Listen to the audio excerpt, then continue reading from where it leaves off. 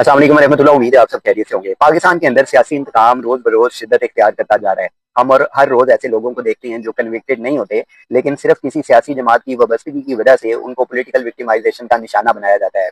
ना सिर्फ निशाना बनाया जाता है, बल्कि उनके ऊपर संगीन नवयत के मुकदमात का इंदराज भी कर दिया जाता है। आप गुज़िश्ता कुछ माह से पाकिस्तान के हालात का अगर जायजा लें, आप गिलगित बल्तिस्तान के इलेक्शन देख लें, उनके नताइज को देख लें, या आप कश्मीर की इस वक्त की मौजूदा जो हालिया संगीन सूरत हाल है उसका आप जायजा ले लें। जिन मामलात को संजीदगी के साथ, आसानी के साथ मुज़ाकरात के ज़रिए हल किया जा सकता था, अरबाब इख्तियार की जानिब से उन तमाम मामलात को जानबूझकर ना सिर्फ तूल दिया गया, बल्कि ऐसे खतरे की तरफ धकेला गया जिसकी वजह से लोगों की कीमती जानों का ज़िया हुआ। और सिर्फ लोगों की कीमती जानों का ज़िया नहीं हुआ, बल्कि जो सिक्योरिटी फोर्सेस के जो अहलकार हैं, वो लोग भी अपनी जान से हाथ धो बैठे। और इस सारी सूरत हाल के ऊपर फिर जिस तरह के बयानात हुकूमती अरकान की जानिब से दिए जाते हैं, जिस तरह की स्टेटमेंट सामने आती हैं, वो हालात को मजीद बेकाबू करने के लिए काफ़ी होती हैं। कश्मीर की अगर हम बात करें, तो जो प्रोग्रेसिव स्टूडेंट कलेक्टिव हैं, जिनकी जो तलबा हैं, तालिबात हैं, जिनके मुख्तलिफ यूनिवर्सिटीज़ और कॉलेजेस से उनके ताल्लुक हैं, और वो जो एक स्टूडेंट फेडरेशन है उसको वो लेकर चल रहे हैं। कश्मीर के हवाले से उन्होंने कल एक प्रोटेस्ट का ऐलान किया था, जो कि लाहौर प्रेस क्लब के बाहर एहतजाज होना था। लेकिन वो एहतजाज क्या ही होना था कि उससे कबल ही पुलिस की नफरी वहाँ पर मौजूद थी, पुलिस वैन वहाँ पर मौजूद थी, और वहाँ पर जो तलबा थे जो एहतजाज के लिए आए थे, कश्मीर से इजहार यकजहती के लिए आए थे, उन लोगों से इजहार यकजहती के लिए आए थे जिनकी जानों का ज़िया हुआ था, उनकी गिरफ्तारियां की गई। उनको कल पंजाब पुलिस की जानिब से गिरफ्तार किया गया और फिर रात के कहीं उनको डिस्चार्ज किया गया। इस वक्त पाकिस्तान के अंदर कश्मीर के हवाले से बात करना या एहतजाज करना बिल्कुल ऐसा ही है जैसे आप अमेरिका के खिलाफ कोई बयान दे रहे हैं या इसराइल के खिलाफ कोई बयान दे रहे हैं।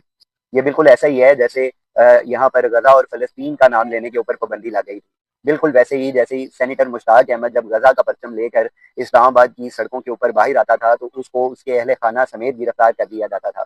यही सूरत हाल कल कश्मीर के हवाले से हमें पंजाब लाहौर प्रेस क्लब के बाहर देखने में मिली।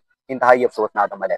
दूसरा ये कि जो गुलाम मोहिउद्दीन दीवान है, जो कि मेंबर हैं लेजिस्लेटिव असम्बली के कश्मीर के MLA, जिनकी आज से तकरीबन 1 महीना पहले उनकी गिरफ्तारी की गई थी। ATC कोर्ट ने 12 दिन का उनका रिमांड दिया था।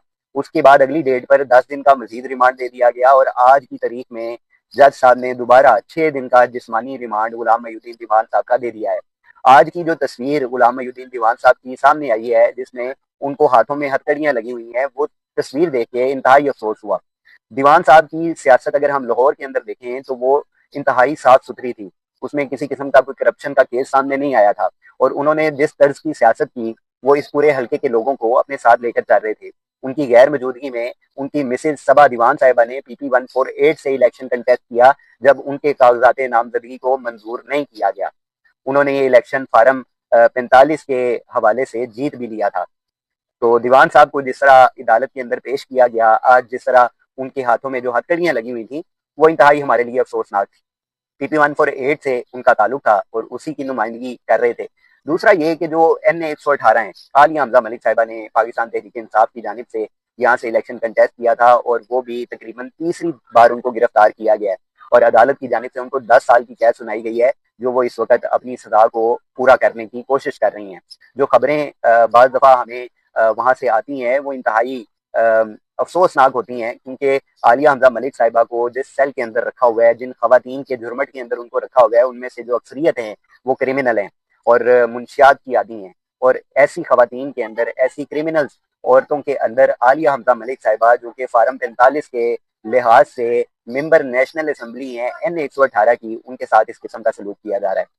और अगर आलिया हमजा मलिक साहिबा की हम बात कर रहे हैं, तो फिर उनकी क्या बात करें कि जो डॉक्टर यास्मीन राशिद साहिबा हैं, जो कि एक बुजुर्ग खातून है, जिनके ऊपर शायद ही कोई क्रिमिनल जिनका रिकॉर्ड हो, और वो सालों से जो एक फस्तायत है वो जेल के अंदर बर्दाश्त कर रही हैं। इसी तरह उमर सरफराज चीमा साहब हैं, मियाँ महमूद रशीद साहब हैं, और इजाज चौधरी साहब हैं, दीगर लोग हैं जो जिनकी जेलों से रिहाई मुमकिन भी हो गई है, और कई अभी तक जेलों को बर्दाश्त भी कर रहे हैं। तो ये जो सियासी इंतकाम है, ये इस वक्त पाकिस्तान को इस सियासी इंतकाम ने आड़े हाथों लिया हुआ है, और जो अरबाब इख्तियार है वो इस बात पर सुनने को तैयार ही नहीं है कि इस पाकिस्तान की कौम क्या चाहती है, जो एक डेमोक्रेटिक स्टेट है वो क्या चाहती है। ये सिर्फ अपने अजाइम, अपने मुफादात को लेकर चल रहे हैं, और इनकी हर मुमकिन कोशिश है कि ये उसको अपने मुफादात को किसी भी तरीके से हासिल करें, खा इसकी कीमत इनको कुछ भी चुकानी पड़े।